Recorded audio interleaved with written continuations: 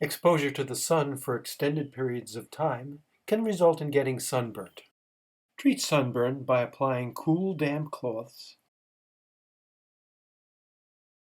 and by protecting the skin from further exposure to the sun. A person giving off more water than he or she takes in becomes dehydrated. If someone shows signs of becoming dehydrated and the weather is hot, get the person to a shaded place or into an air-conditioned vehicle or building. Encourage him or her to drink fluids and rest. In cold weather, be sure he or she is wearing enough dry clothing. Help the person reach the shelter of a tent and a sleeping bag or a warm building. For further information and signals of dehydration, refer to the Scouts BSA Handbook. Heat exhaustion can be brought on by a combination of dehydration and a warm environment.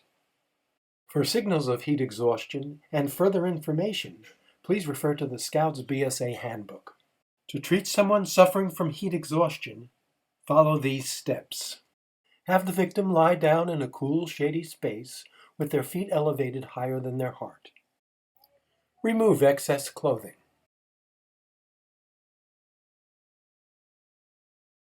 Cool the victim by applying wet cloths to the body and by fanning.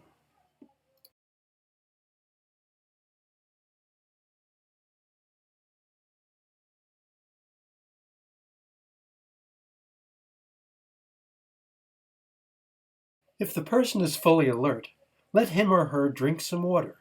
The key to treating heat exhaustion is rehydration. Recovery should be rapid, and if symptoms remain, call for medical help. Heat stroke is much more serious than heat exhaustion. It occurs when the body's cooling system begins to fail and the person's core temperature rises to life-threatening levels. For signals of heat stroke, refer to the Scouts BSA Handbook. Heat stroke is a true medical emergency. Call for medical assistance, then follow these steps to immediately cool the victim. Move the person to an air-conditioned or shady area. Remove excess clothing and further cool the skin by applying wet cloths and fanning.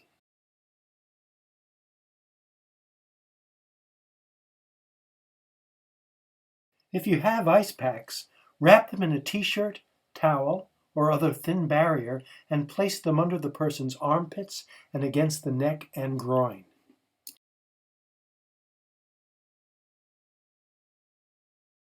If the person is able to drink, give small amounts of cool water. Never try to give fluids to an unconscious person.